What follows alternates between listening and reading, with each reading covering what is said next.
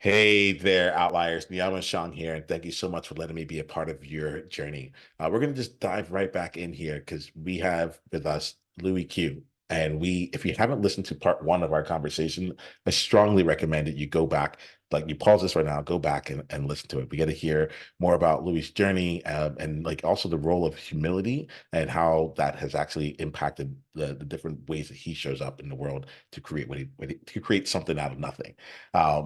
Right now, he mentioned in that conversation something about like an approach he takes, really distilling the things about him that make him different. And so we're going to spend this part of the conversation making that real. I want to hear more about it from you, Louis, and then we'll see where we play. We'll see whether we pull out things more, however it goes. But my objective here is that we walk into a place that neither of us really know. You know, and so if maybe I think in this case here, it probably makes sense for maybe you can let us know, and then we can use me as an example of applying what it is that you've worked. How's that work for you? You have no idea what I'm about to say. All right, let's go. I have no clue. I have no clue. All right, Louis. So what do you say? Let's go. Look, I'm this like on the edge of my seat now. yeah. Well, we'll take our time with this. So, Yeah. this is something that I felt like I did, and for a lot of people that I would coach, they didn't have this skill that I'm about to teach, and and I kept wondering. I thought everyone had this, like, because I just did it so subconsciously, right? And I used it to such a big strength in everything that I did, but I realized not a lot of people had it. So I thought surely there's a model that I can create to help people root their confidence in the right places, and and this is basically like a mindset tool. Okay, so where I started is this: I draw two circles, a big circle and a small circle inside the big circle. So that's the visual aid. Um, and I can't really draw on this platform, so you just have to visualize it. You can draw it on your own iPad there. So big circle, small circle. The title of the big circle is what you do, and the title of the small circle in the middle is who you are. What you do and who you are. To me, those two are very different. And here's how I visualize it. When you were born, you couldn't do anything for anybody, right? All you could do was eat, poop, and sleep and repeat. That's all you could do. And whilst you're doing that, you are the most important person in the world to those around you, and even to random strangers. They think you're amazing. They see you and they're like, "Oh, what a cute baby! How old is he? How old is she? Cute eyes.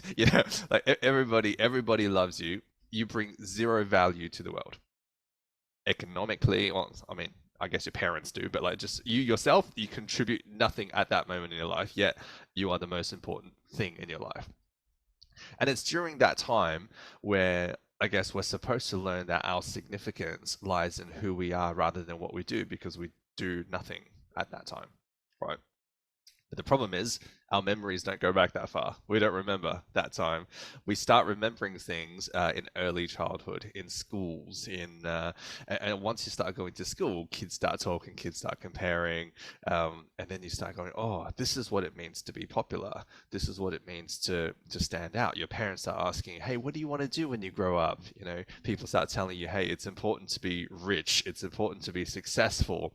Okay, how do you become rich and successful? You got to be a doctor, a lawyer, engineer, or a tech billionaire, or so all of a sudden your world changes as you grow up, because the significance no longer lies in who you are, but what you do. And we start getting the what you do reinforcement every single day in school. Your grades determine how people look at you after you graduate. Are you good looking? Right, like that determines how popular you are. The clothes that you're wearing, the car that your parents drive, and eventually the car that you drive, the house that you live in, the suburb that you live in. So all of those things become markers of social esteem, so therefore we go out there and pursue those markers, and that becomes most people's whole lives. And There's nothing wrong with that, except you don't value who you are anymore, because that's not the source of your confidence and affirmation. It becomes what you do. So I see a lot of people then focus so much and attach so much of their identity on what they do. And it's normal. If I meet you for the first time, I'm not going to say, hi, Niiamah, what's your deepest, darkest character trait? That's a weird thing to say. I would say, hey, what do you do for a living? You know, it helps us give context of each other, right? Because people view us, if you imagine the circles, people view us from the outside in. They have to see what we do first, get to know us from what we do, and then eventually, if the relationship gets close enough, they discover who you actually are on the inside, right? So it's fine. We need to do well in the what we do. But the mistake that a lot of people make is they anchor their identity in the what they do. So that means if their job's not going well, then their identity goes down, right? If their business isn't going well, their identity goes down. So your identity is linked, it is tethered onto the progress of all the things that you do. But we understand that within the what you do, things change. Like, of course, your business is volatile. That's just what business is. Of course, in life, things happen, and maybe your finances will shift a little bit, and it's not all sunshines and rainbows. Of course, you're going to have moments of humiliation, and we were talking about sales in the previous episode.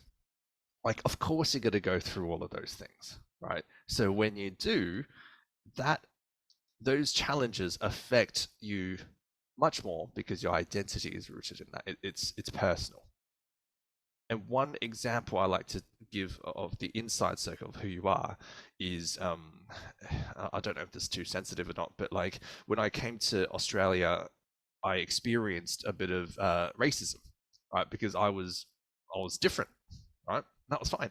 But I am who I am. I can't change that. So when people attack you for something that's who you are, that's when it gets personal, right? And I get that. We can feel that. But your job is not that. Your money is not that. So it's completely different. However, sometimes we feel the same amount of hurt. We feel the same amount of pain when we shouldn't, because it has nothing to do with who we are and everything to do with what we do. So my encouragement for people then is to make a list of things in the outside circle of what you do, your job, for me, my podcast. So if someone has like a hate comment for my podcast, which I've never had because it's not big enough to reach the haters, right? It's only my family and friends watching, so they all love me. But once it gets big and I start getting negative comments, the podcast is on the outside. It's what I do. So if someone writes a random YouTube comment saying, "What a crap podcast," I'll go, "Oh," but I don't take that personally because it's not who I am. The podcast is not who I am. It's just something that I do.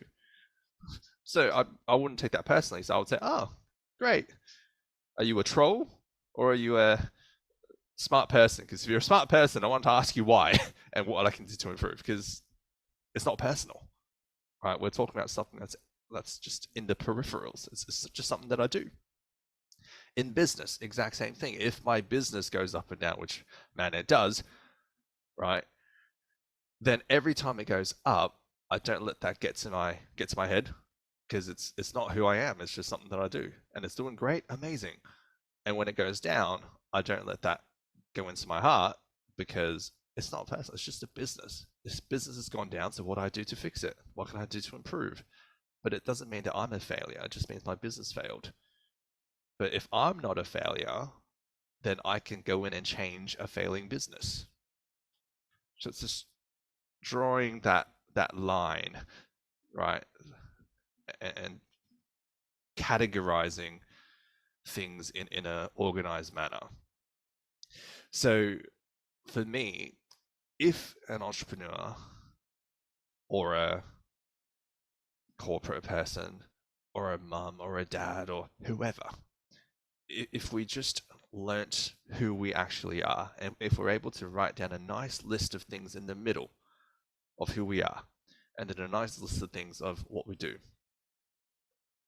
I think that will, and rooting just our identity in the things that we are, I think that would solve so many problems for so many people. That's the express version. Well, I appreciate that, Louis. Let's play if you're good with it. All right.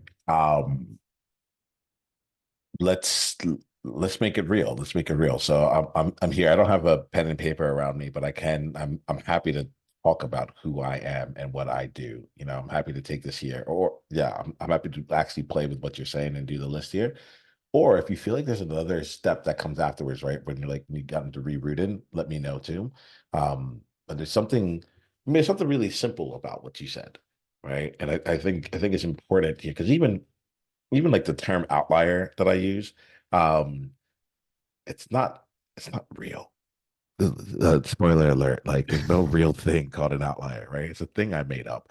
Um, to give space for someone to choose who like what more of what they want, right? Like so for me, inside of my list of words, it's outlier. And there was a time where I looked at that of who I am. Um, and I can put it more into who versus the what now, um, because it's something that empowers me.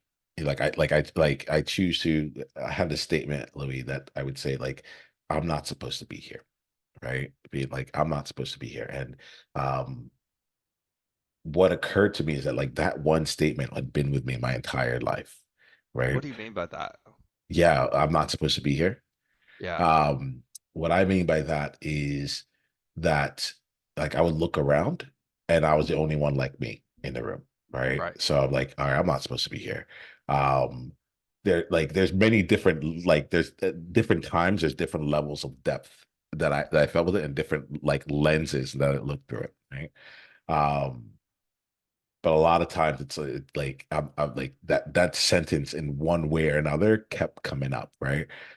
It often shows up when I'm like stepping up in another level, Yeah. right? It's like, well, who am I to be here, right? So it's another way of saying it. Who am I to be here? It's like, well, I'm not supposed to be here. And I grew up in what I call the 3% club, where like 3% of all people, like I worked at a big four consulting company, are like 3% of all people here are African American, you know, or 3% Yeah. of all actuaries are African American, 3% of all people working in tech, African American. So I'm part of the 3% club. I'm like, oh, like I'm not supposed to be here, am I? You know? Um, but there's an element of the way that I choose to hold it and why I choose to put it in the smaller circle is because the one day I think I was living this, but one day it became present to me where I'm like, yeah, I'm not supposed to be here, you know? And so basically it's like in my mind, I think of it like Mary Poppins, you know, I'm Mary effing Poppins. And then certain sometimes I'll say to myself, right? Because it's like, I'm not supposed to be here and y'all get me here while I am. Like, let's like somehow you won like the random jackpot to have me in front of you because I'm not supposed to be here. Look at the Yeah. stats. I'm not supposed to be here, and yet you get me. So given that I'm here, what do you want to do with it? You know, I lived in Singapore for 4 years, and I think I did not get that. I got the I'm not supposed to be here. Let me like be deferent to the country, which I still want to do. But I didn't bring me to it. The who I am didn't show Mm, up in there. mm. So that I went on a bit of a tangent when I started off with like the word outlier as one of the first thing I said. But I'll be curious what you hear from that. I'll be curious what resonates or what you get curious about when I say that, and then we'll start wrapping up for Well, there is a tangent there because one thing that I was going to ask, and I didn't want to interrupt, was how do you feel about the "I'm not supposed to be here"? What's the emotion behind that? And I'm glad you mentioned it because it was originally like, "Oh, I'm not supposed to be here," like a bit of like that imposter syndrome, sort of, you know. I call it fitting out. Like a lot, like I knew I wasn't Right, going to be able to fit in, right, so I did fitting out. So I became the class clown. Like literally, I there was a time where I put glue all over my face and I said I was Santa Claus. I would walk with like my socks on the outside of my shoes. yeah, Like you know, like I would just do wild things because I'm like, yeah. I'm not one of y'all. I know it, Yeah, but if at least if I fit out, then you won't kick me out, yeah, because I know I'm not yeah, supposed to be here. yeah. And then you eventually went through that transition of accepting that and going, hey, this is actually, it's just a lens, right? I'm still not fitting. I'm still the 3%, but dang, like I'm rare, you Yeah. know? It's just the Precisely. perspective changes. And I think that like there's a model I use, which I'll call just I don't have a better word for it right now. If you have any ideas, let me know. But I'll call it, I just say negative, neutral, positive, right? Mhm. And at first it was like the negative part, you know, um, like, okay, I'm not supposed to be here. That's a negative thing. Neutral to me would be like in acceptance. Like, okay, look, I'm not supposed to be here. Let me just like not gonna talk about it. We're all fine, but I'm here. We're not, I think where I'm at now is like in the positive, where it's like it is a huge strength. What is the strength of me not being here? And the strength of that is like, hey, I'm learning. I have a bunch of different things that I've been learning. I've learned from a lot of different people and a lot of different groups. I can work in any group. And the other side is I'm like, and you get a chance to get access to that for now, right? And not from like a haughty way, but it's like Mary Poppins, she came in, and when it was time for her to go, she didn't even say goodbye. She just took her umbrella and left. I'm like, I don't know how long I'm going to be here, but while I am here, because I'm not supposed to be here, I'm not supposed to be anywhere. But like, the last thing that's coming to me around this year is like, think about that circle. That's to me is belonging, right? Do Yeah, you belong to yourself? You yeah, know, so like yeah, I'm not supposed to be here. I don't belong anywhere, but I belong everywhere because I belong to myself. Like it's yeah, that kind of like combination that's playing out. yeah. I love that, man. You're when you were saying when you come in, you bring certain experiences and all that sort of stuff. I would argue that from a professional sense, so many other people do. We all know the same things. If you're studying the same skill, we all know the same things. So that's the outside circle. It's what you do. Everybody brings in the same knowledge, expertise, whatever, right? But what's different is unique to you, the inside. So you bring your knowledge and your experience through your filter, and that's where the real value is. And that's the inside circle. That's nothing. No one can touch that. No one can take that away from you. No one can touch your unique experience, and that's your real value. It's interesting. You're making me realize here, you're making a connection with the way that I choose to do the podcast, right? And most of my conversations, like you said earlier, like you can't just walk up to people and say, "What's your deepest, darkest?" I used to. Yeah, But there was a time where I would like people knew that about me. Like so, even the way that I introduced you here, and I was like, let me let you know who you've been to me. I would do that at parties with my friends. yeah, And my friends would be like so uncomfortable. But I'm like, yeah. I don't know how else to describe you. Like, I'm not gonna like, yes, you are the director of XYZ, but like that is not who you are to me. You are not your title. You're not what you do to me. Right. Like who you are is this person that I just said. Like that's where I come to you for. That's why you're here for me. And it's really funny because like not really funny, but like it's just a cool juxtaposition because it's ultimately what I go for in this podcast. I'm like bring on experts, less interested in your expertise and more interested in your experience. And like that's my way of saying like the big circle of what you do, I get it, but the real differentiator is who you are as you are doing it. And Exactly. what comes from there. And it's full circle because what you said in the last episode about me was I had that ease. The whole reason I have that ease is because I root myself in the inner circle because nobody can touch that. So that's why I'm chill. If things go well, great. Things don't go well, great. But I have my character, and I know who I am. And if I know who I am, I'm able to impact upon whatever that I work on. There we go. So we're gonna wrap this here with Outliers. Like, please take the time right now, even if it's 5 minutes. I think we can give ourselves 5 minutes. I have two young kids, so maybe like three. I'll even give you three, right? Yeah, But take the time to make the two circles, the big circle and the small circle, and then let me start getting this right.